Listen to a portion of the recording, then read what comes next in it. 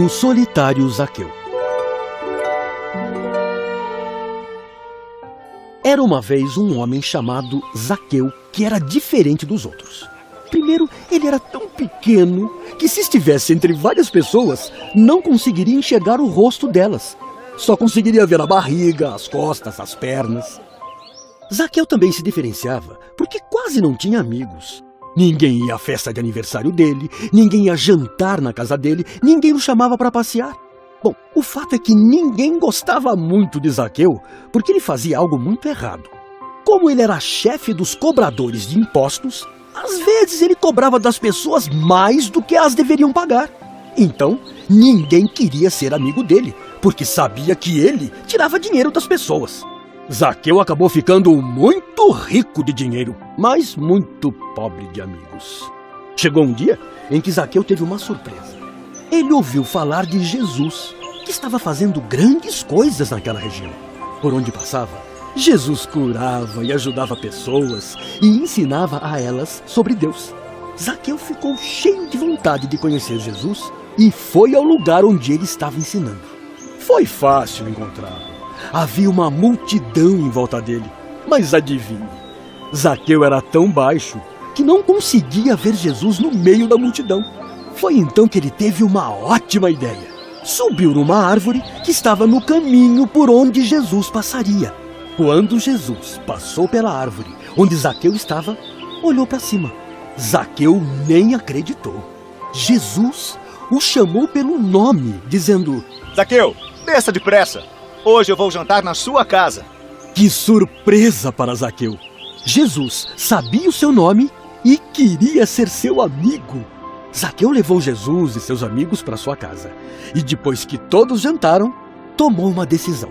Jesus, vou dar metade de toda a minha riqueza para os pobres. E se tirei alguma coisa de alguém, vou devolver 4 vezes mais. Que alegria! Hoje a salvação chegou a esta casa.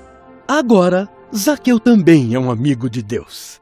Lucas, capítulo 19, versículos 1 a 9.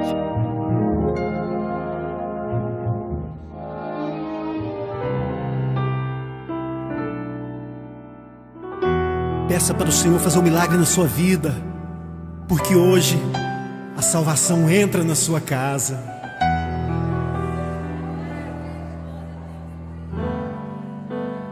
Como Zaqueu, eu quero subir o mais alto que eu puder, só pra te ver, olhar para ti e chamar sua atenção para mim. Eu preciso de ti, Senhor. Quantos precisam do Senhor? Eu preciso de ti, ó Pai. Sou pequeno demais, me dá a tua paz. Largo tudo pra te seguir. Entra na minha casa, entra na minha casa, entra na minha vida, mexe com minha estrutura, sara todas as feridas, me ensina a ter santidade. Quero amar somente a ti, porque o Senhor é o meu bem maior. Faz um milagre em mim.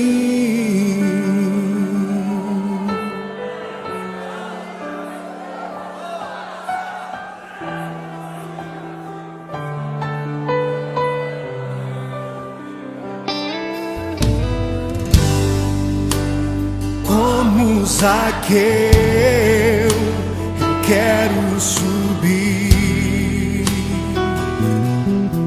o mais alto que eu puder,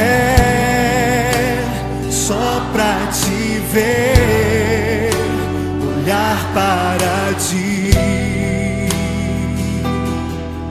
e chamar sua atenção para mim. preciso de ti, Senhor. Eu preciso de ti, ó Pai. Sou pequeno demais, me dá a tua paz. Largo tudo pra te seguir.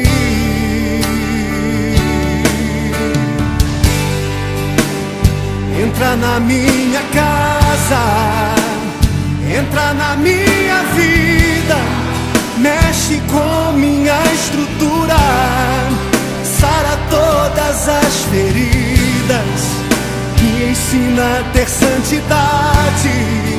Quero amar somente a ti, porque o Senhor é o meu bem maior. Faz um milagre em mim. Entra na minha casa, entra na minha vida, mexe com minha estrutura, sara todas as feridas, me ensina a ter santidade. Quero amar somente a ti, porque o Senhor é o meu bem maior. Faz um milagre em mim.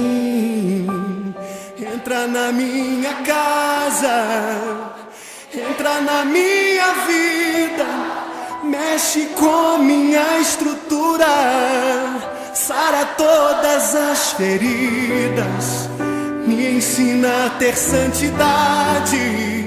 Quero amar somente a ti, porque o Senhor é o meu bem maior.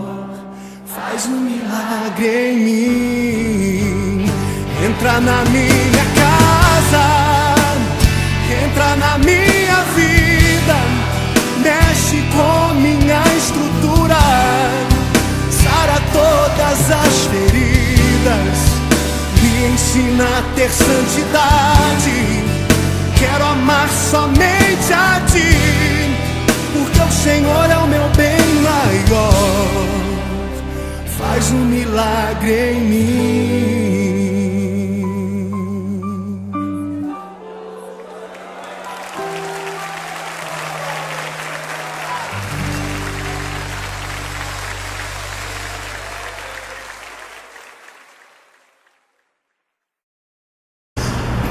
Graças a Deus, vamos com o Evangelho de Lucas, com o título de Jesus e Zaqueu. Jesus entrou em Jericó e estava atravessando a cidade. Morava ali um homem rico chamado Zaqueu, que era chefe dos cobradores de impostos. Ele estava tentando ver quem era Jesus, mas não podia, por causa da multidão, pois Zaqueu era muito baixo. Então correu adiante da multidão e subiu numa figueira brava para ver Jesus, que devia passar por ali. Quando Jesus chegou àquele lugar, olhou para cima e disse a Zaqueu: Zaqueu, desça depressa, pois hoje preciso ficar na sua casa. Zaqueu desceu e recebeu na sua casa com muita alegria. Todos os que viram isso começaram a resmungar. Este homem foi se hospedar na casa de um pecador.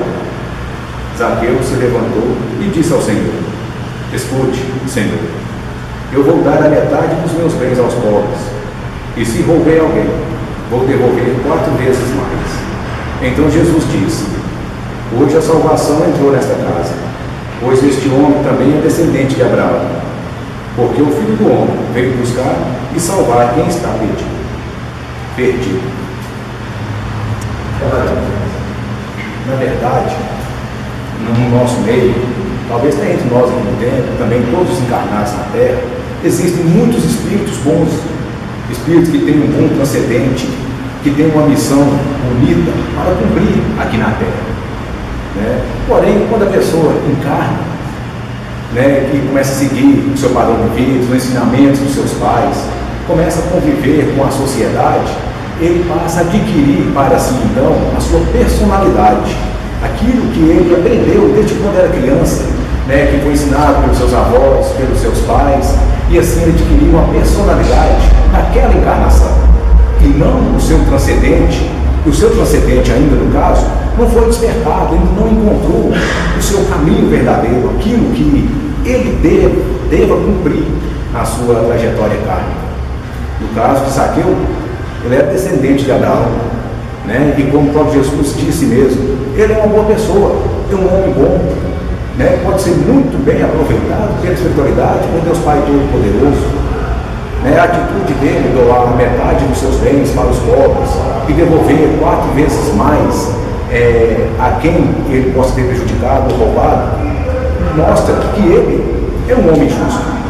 Se ele fez alguma coisa errada, ele se arrependeu, além de corrigir, ainda vai retribuir, dando 4 vezes mais. Então, de certa forma, ele promoveu, então, o que, pela situação, seria o justo. Né? Se ele roubou alguém, roubou no passado, o que ele fez não dá mais para consertar, mas pode ser amenizado e recompensado de alguma maneira aquela pessoa que foi lesada por ele. Assim como é no nosso meio. Às vezes nós conhecemos pessoas que podem estar praticando ou têm uma tarefa, uma profissão que pode desagradar a sociedade ou muitas pessoas. Né? Igual, por exemplo, ele era chefe dos cobradores de impostos. Ninguém gosta de pagar imposto. Né? Mas só que naquela época, como é hoje, né, é uma obrigação de todo cidadão, toda pessoa que vive em sociedade tem que pagar imposto, embora ninguém goste de pagar imposto. Mas alguém tinha que fazê-lo. Né? Alguém tem que cobrar o imposto, alguém tem que gerenciar, alguém tem que coordenar os cobradores de impostos e os valores que são arrecadados. E quem fazia isso era Zaqueu. E por isso toda a sociedade naquela época o considerava uma pessoa má, um homem ruim, um homem pecador. Né? Embora, talvez naquela época, os métodos de cobrança poderiam ser um pouco mais truculentos e às vezes até duros demais. Mas não era essa a natureza dele. Né? Era apenas a personalidade que ele adquiriu para que pudesse exercer então a sua função. E como ele era descendente de Abraão, Jesus disse no final: o Filho do Homem veio para resgatar quem estava perdido. Ele fazia um trabalho que qualquer outro poderia fazer, mas o grande propósito da existência de Zaqueu na terra era mais do que simplesmente cobrar impostos. Ele pôde fazer depois do contato com Jesus, que ele então voltou para a sua condição espiritual, na sua natureza, que era ser um homem bom, caridoso e prestativo. Assim ele se reencontrou consigo mesmo, que era o que Jesus disse, foi resgatar aqueles que estavam perdidos. Como tem um outro trecho do Evangelho que Jesus também diz que quem precisa de médico é o doente. Eu não me lembro do trecho do Evangelho, mas tem essa passagem do Evangelho que Jesus disse que quem precisa ser curado é aquele que está doente. Quem está sadio não precisa de tanta atenção, basta ele continuar produzindo de si mesmo. Né? Assim como o grande bom pastor, ele vai dar mais atenção em procurar aquela ovelha que está perdida. Assim era o caso de Zaqueu nessa história, desse evangelho que nós acabamos de ver. Espero, os mestres, que tenham ficado um pouco compreendido na mente de vocês, que nós podemos também analisar dessa maneira. Às vezes tem algumas pessoas que nós podemos não gostar da pessoa, ou julgar a pessoa pelo que ela faz, né? Mesmo que nós não saibamos quem é de fato aquela pessoa. Talvez quem a gente julga ser um espírito mau, talvez seja um espírito muito mais evoluído do que todos nós juntos. Apenas não encontrou o seu caminho. É aquele filho que está perdido, mas com uma oportunidade, talvez com uma palavra, ou até mesmo, né, com as nossas preces e vibrações, essa pessoa possa se despertar para a realidade dele próprio. E aí ele mudar o seu caminho, sair do caminho errado e pegar aquele caminho que ele deva trilhar. E assim, ele vai fazer o que ele deveria fazer e, consequentemente, mesmo de maneira indireta, vai ajudar muitas outras pessoas. Né? Assim é o que nós fazemos.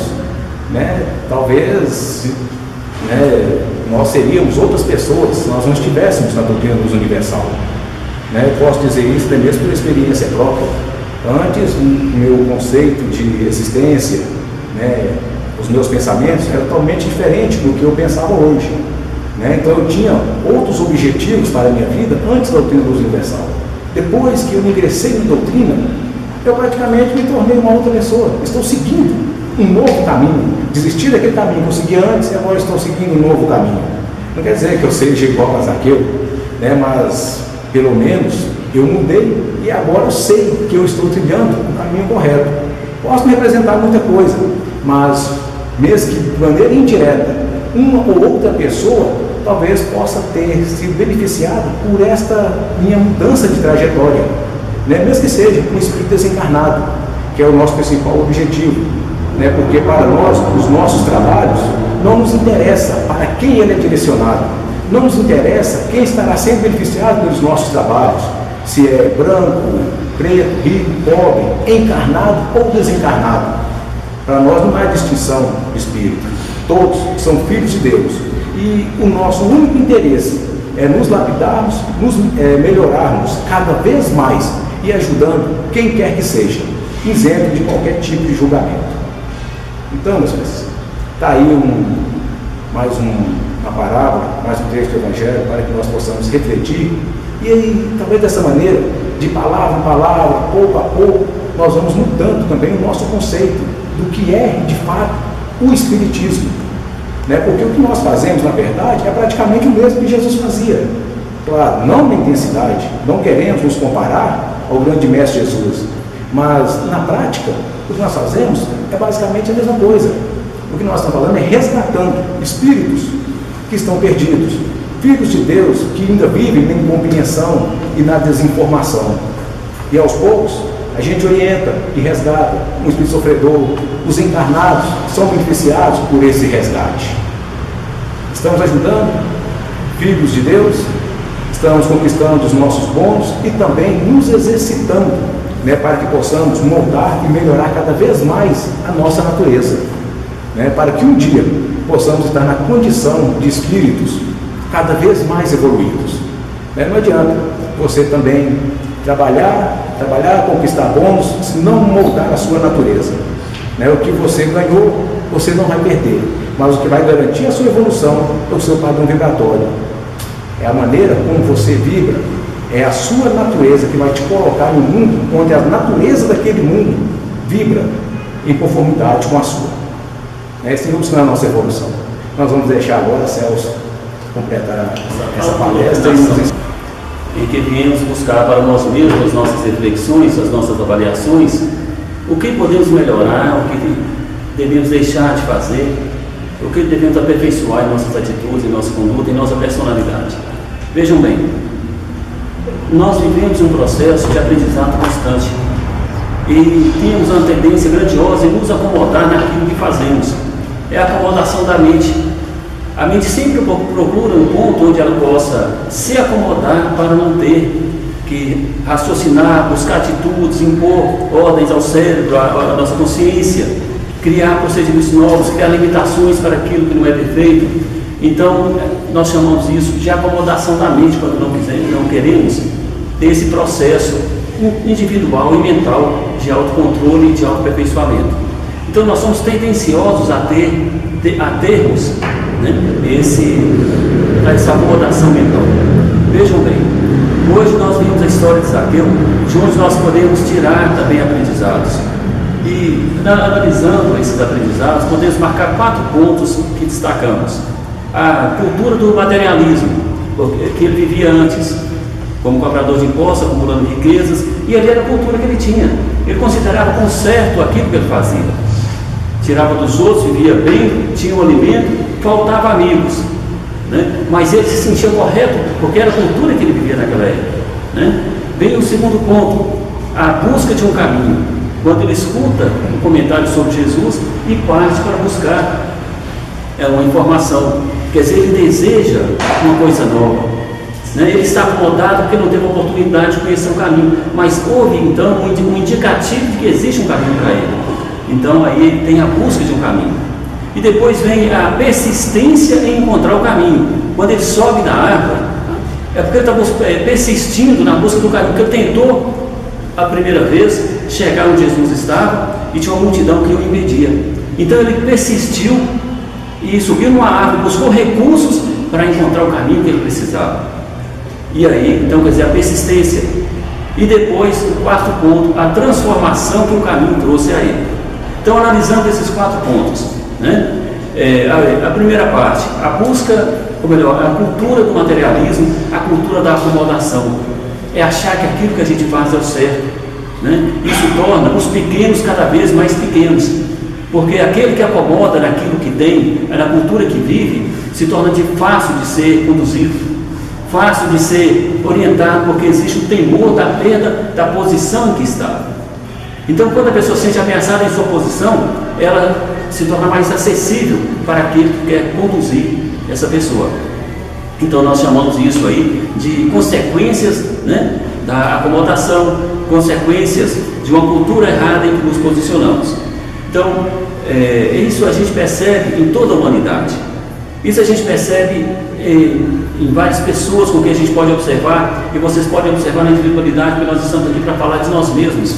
Nós estamos aqui para avaliarmos nós mesmos, nós estamos aqui para avaliarmos outros, porque cada um é responsável individualmente pela sua evolução, pela busca do seu caminho, pela persistência em encontrar o caminho e pela transformação que o caminho pode ofertar a si próprio.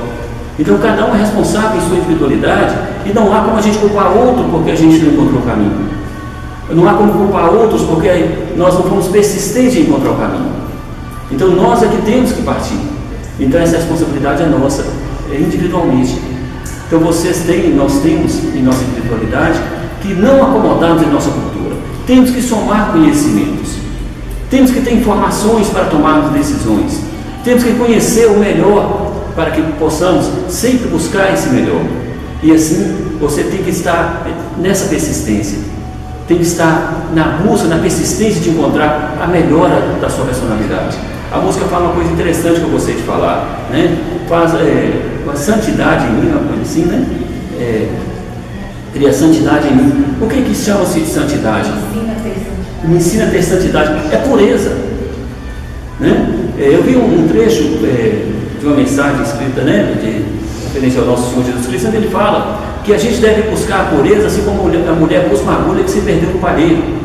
Então, quer dizer, nós temos que buscar pureza dentro de nós. Então, ensina-me a ter santidade, ensina-me a ter pureza, a ser puro de pensamento, a ser puro de atitudes, né? A não me contaminar com o negativo, do materialismo, do egoísmo, das coisas ruins que se projetam na atmosfera mental do tempo, né? Então, a gente orienta vocês também nesse sentido, né? De buscarmos dentro de nós essa pureza e trabalharmos. É o caminho que queremos encontrar, porque nós trabalhamos muito, né? Resgatamos espíritos, abrimos portais, abrimos canais, distribuímos energia.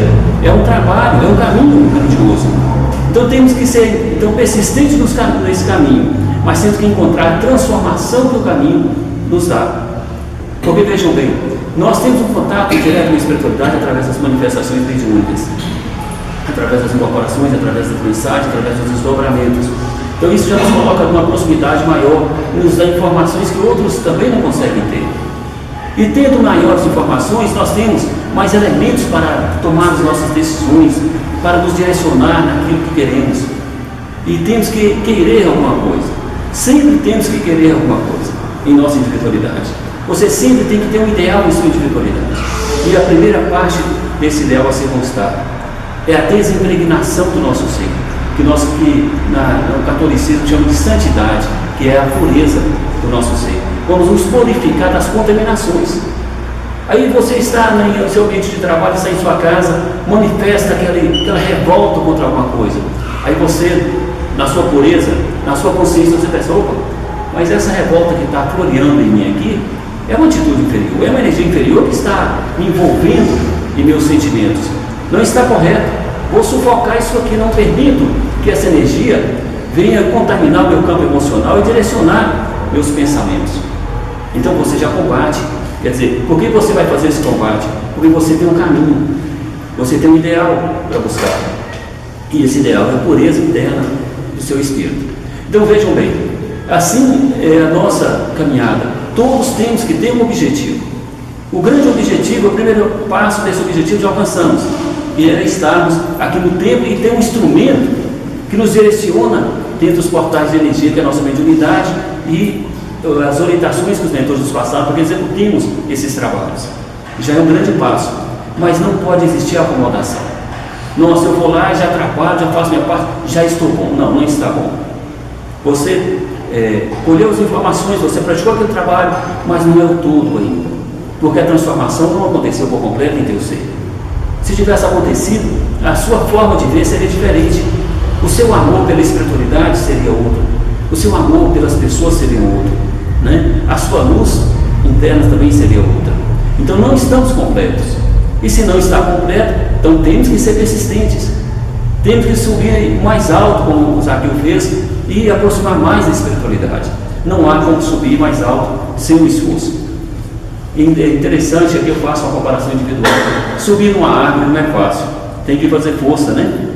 Pois subir aos pedestais de energia também requer força, requer dedicação, força de vontade, força do espírito, para você se dedicar ao trabalho, força para não deixar ser atraído pelas coisas externas, pelos afazeres mundanos. Você está dentro de um campo magnético de trabalho, trabalhando, socorrendo os espíritos, ajudando a espiritualidade a curar. Simplesmente agora vou embora, porque tem uma coisa para mim fazer lá em casa. Quer dizer, perdeu a força. Você não conseguiu subir na árvore por completo, está parando no meio do caminho, já perdeu a força de continuar. Você vai descer da árvore e vai embora. Por quê? Porque está faltando força de vontade, né? Não é a força física, é a força de vontade, é o ideal, a força no ideal de vocês, de cada um de vocês, de cada um de me envolvo e me coloco junto também, para sermos persistentes. Então, vejam bem, não se constrói um objetivo, não se constrói uma grande obra, não se constrói um grande caminho sem a persistência, sem a vontade, sem o direcionamento. Meus irmãos, graças a Deus. É assim, prosseguindo mais um pouco dentro do que o Evangelho nos ensina, né? O Mestre Jesus veio à Terra, e isso eu falo e analiso em minha individualidade constantemente. Sair de um plano de luz e descer para um plano mais inferior é realmente uma abnegação incrível, é surpreendente, é extraordinário. E ele veio e distribuiu conhecimentos codificados para campos de energia, porque é assim que é o Evangelho. Olha para você ver, nós estamos vendo a história de Zaqueu. Existe uma codificação que nos mostra, olha, seja assim. Zaqueu foi persistente, ele buscou caminho, ele se transformou quando encontrou o caminho, né? Então faça como ele. Quer dizer, chega em outra parte do Evangelho, você tem outra ponte de transformação também da mesma forma, e assim nós temos vários. Quer dizer, ele desceu e trouxe a sabedoria para a gente. O Mestre Jesus trouxe sabedoria, trouxe energia, trouxe, né, um caminho, como ele fala, e é grandioso para todos nós, não em termos de devoção. Eu admiro e tenho o Mestre Jesus como um grande exemplo de coragem, de amor aos espíritos menos evoluídos que somos nós, né? E ele desceu desse plano tão alto, com coragem para viver no mundo inferior, né? Com coragem de ensinar nesse mundo inferior. Vocês não imaginam a revolta que o mundo inferior teve quando ele desceu para a Terra, como ele deve ter sido atacado pelo mundo inferior e resistiu a tudo isso para trazer uma cultura. Então, eu falo para vocês assim com bastante persistência, e sempre vou falar em todos os trabalhos, vamos nos espelhar nessa coragem de vir e fazer, porque é isso que nós fazemos.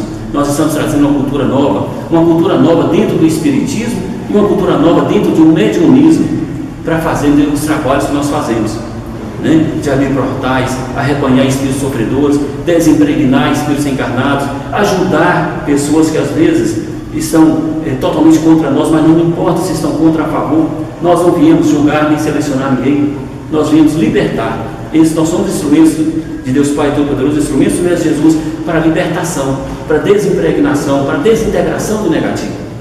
Nós não temos nenhum direito de julgar ninguém, né? De fazer juízo de ninguém. Então, nesse caso, todos são bem-vindos e vamos ajudar todos, independente de onde estão.